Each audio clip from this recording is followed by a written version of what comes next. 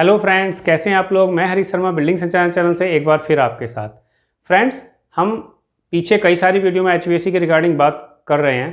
तो एचवीएसी में सेफ्टी के रिगार्डिंग भी हमने लास्ट टाइम बताया कि कितने पे कैसे कैसे सेफ्टी सेट हो जाती है और कितने पैरामीटर्स पे उसको सेट करना चाहिए, लिमिट क्या है उसके बारे में बताया। आज हम बात करेंगे एंटी फ्रीज सेफ्टी के बारे में।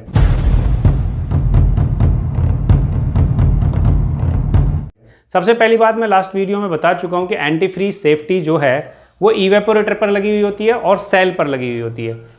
अच्छा, होता क्या है फ्रेंड्स, इवेपोरेटर में नॉर्मली क्या है कि जो ट्यूब रहती हैं, ट्यूब में चिल्ड वाटर चलता है और जो सेल रहता है उसका ऊपर, उसमें रेफ्रिजरेंट चलता है।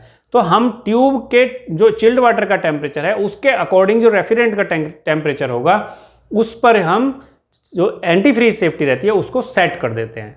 ठीक है, तो होता क्या है फ्रेंड्स, मान लीजिए हमें पहली बात कि जब 10 डिग्री सेंटीग्रेड से कम या 50 डिग्री फ़ारेनहाइट से कम चिल्ड वाटर की जहां भी ज़रूरत पड़ेगी या जहां भी यूज होगा वहां एंटी फ्रीज सेफ्टी लगेगी। यदि हमें 10 डिग्री सेंटीग्रेड से ऊपर का पानी चाहिए यानी 10 डिग्री सेंटीग्रेड से नीचे ठंडा नहीं करना है तो हमें चिल्ड वाटर पर ये एंटी फ्रीज सेफ्टी लगाने की आवश्यकता नहीं पड़ती।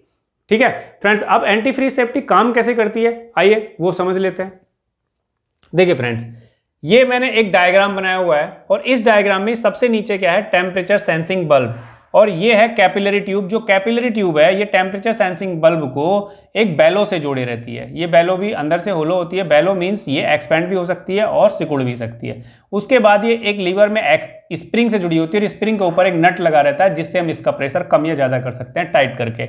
एडजस्टमेंट नट बोलते हैं इसको। ठीक है, उसके बाद ऊपर लीवर लगा हुआ है, ये मैंने लिखा हुआ है। ये एक कॉन्टैक्ट्स हैं जो इलेक्ट्रिकल कॉन्टैक्ट्स हैं और ये ऊपर वाला पॉइंट जो है ये एनसी है, बीच वाला कॉमन है और ये एनओ है। ठीक है फ्रेंड्स, ये सारी चीजें हैं इसमें। ये जो है इंसुलेटर है क्योंकि इसमें सप्लाई चलेगी, तो सप्लाई चलेगी, बॉडी टच नहीं होनी चाहिए। अगर बॉडी टच हो जाएगी तो वो अर्थिंग हो जाएगी, वो काम करना बंद कर देगी। ठीक है फ्रेंड्स, तो होता क्या है, देखिए हमारा जो कंप्रेसर रहता है, कंप्रेसर की जो कंट्रोलिंग रहती है फ्रेंड्स, कंप्रेसर की कंट्रोलिंग का पहला पॉइंट मान लीजिए यहां से आकर के और ये हमने जोड़ दिया। ठीक है, तो उसके बाद क्या होता है, ये सप्लाई आई एमसीबी से और उसके बाद ये सप्लाई निकल गई। ठीक है, तो अभी क्या है, ये सप्लाई ऐसे आके इसके थ्रू होके यहां से निकल रही है। ठीक है, अभी मैं बताता हूं कि हमारा जो चिल्ड वाटर का टेम्परेचर है वो फ्रेंड्स देखिए, चिल्ड वाटर का चिल्ड टेम्परेचर जो है वो अभी हमारा चल रहा है 10 डिग्री सेंटीग्रेड।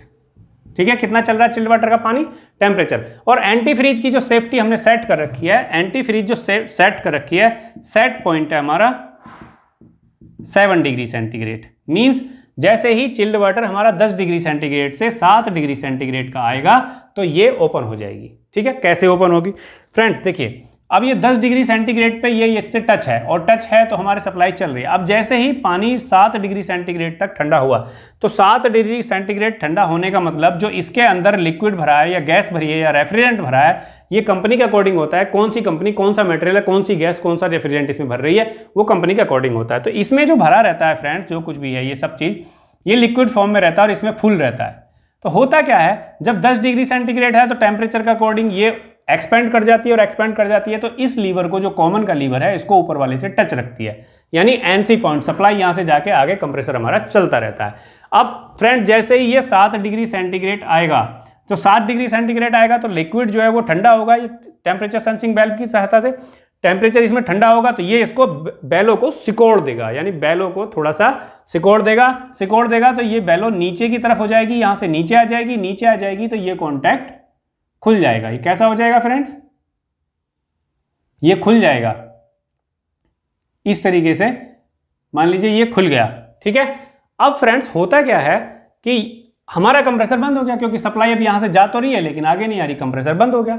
अब जैसे ही ये 7 डिग्री सेंटीग्रेड से बढ़ के 10 डिग्री सेंटीग्रेड पहुंच गया तो ये फिर से यहां से टेम्परेचर बढ़ा, बैलो एक्सपेंड हुई तो ये फिर से मिल गए कंप्रेसर हमारा फिर से स्टार्ट हो गया। तो इसी प्रकार से एंटी फ्रीज हमारी ऑटोमेटिकली रीसेट हो जाती है और ऑटोमेटिकली काम करती है। फ्रेंड्स एक चीज और, इसके साथ साथ हम करते क्या है, मान लीजिए हम चाहते हैं कि जैसे ही हमारा कंप्रेसर एंटी फ्रीज की सेफ्टी की वजह से बंद हो तो हमें पता कैसे चलेगा कि एंटी फ्रीज ने बंद कर दिया।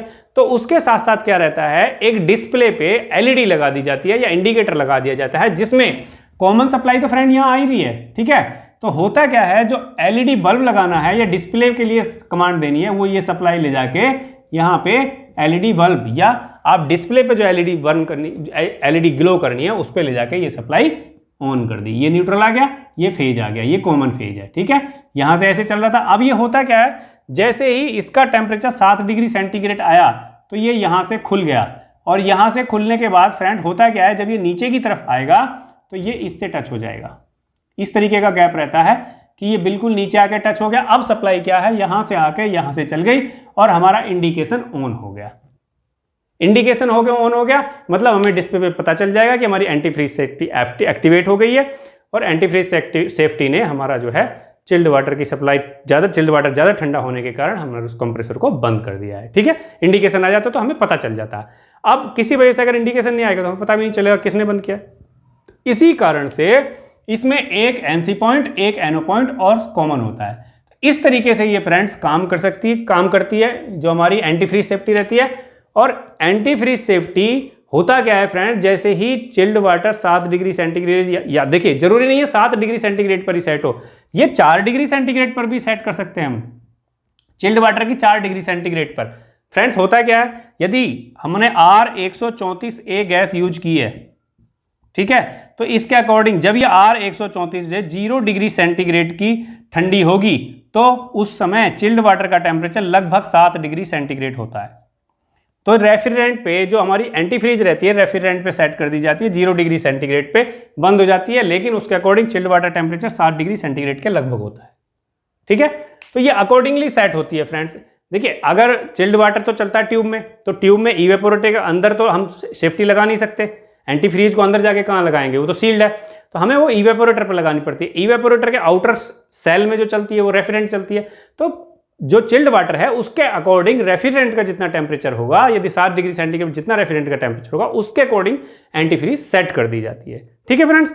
यदि किसी सेल में ऐसा है कि हमारा जो चिल्ड वाटर है वो सेल में चल रहा है और हमारी जो रेफ्रिजरेंट है वो ट्यूब में चल रही है, तो उस कंडीशन में antifreeze directly chilled water के ही संपर्क में रहती है और चिल्ड वाटर के डायरेक्ट ही चिल्ड वाटर के अकॉर्डिंग ही सेट कर दी जाती है कि 7 डिग्री सेंटीग्रेड पे चिल्ड वाटर हो तो ये कट कर दे और जैसे ही 7 डिग्री से 10 डिग्री या 8 डिग्री जाए वो उसको ऑन कर दे।